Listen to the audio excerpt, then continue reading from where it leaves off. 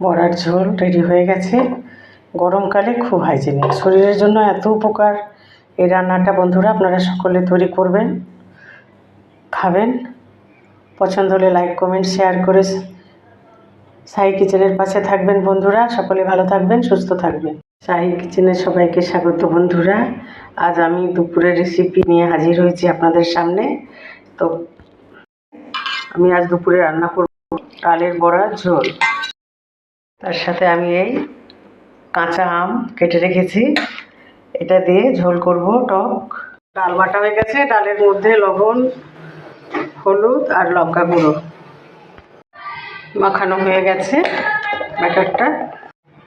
কড়াইয়ে তেল দিয়ে দিলাম, বড়াগুলো ভেজে নেব।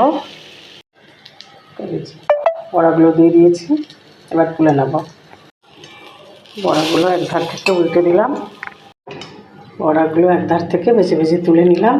একটু তেল দিয়ে পেঁয়াজ, রসুন, কাঁচা লঙ্কা বাটা, তার সাথে লবণ, হলুদ গুঁড়ো, কাশ্মীরি লঙ্কার গুঁড়ো আর কাঁচা লঙ্কা দিয়ে দিলাম। ভালো কষিয়ে নেব। মশলা কষানো হয়ে গেছে, এরপরে আমি জলটা ছেড়ে দেবো, দিয়ে দিলাম। বড়া ভাজা হয়ে গেছে, সাথে কিছুটা খাওয়ার জন্য মুচমুচে ডালের বড়াও ভেজে নিলাম শুকনো।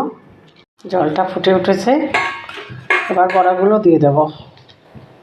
সমস্ত বড়া দেওয়া হয়ে গেছে, তার মধ্যে কাঁচা আমগুলোও দিয়ে দিলাম। এবার ঢাকনা দিয়ে ঢেকে অল্প আঁচে রেখে দেব। কি সুন্দর রান্না হচ্ছে আপন মনে। বন্ধুরা, এটা একটা খুব সুন্দর সাবেকি অসাধারণ রান্না, বিশেষ করে নিরামিষ দিনে তো আরও ভালো।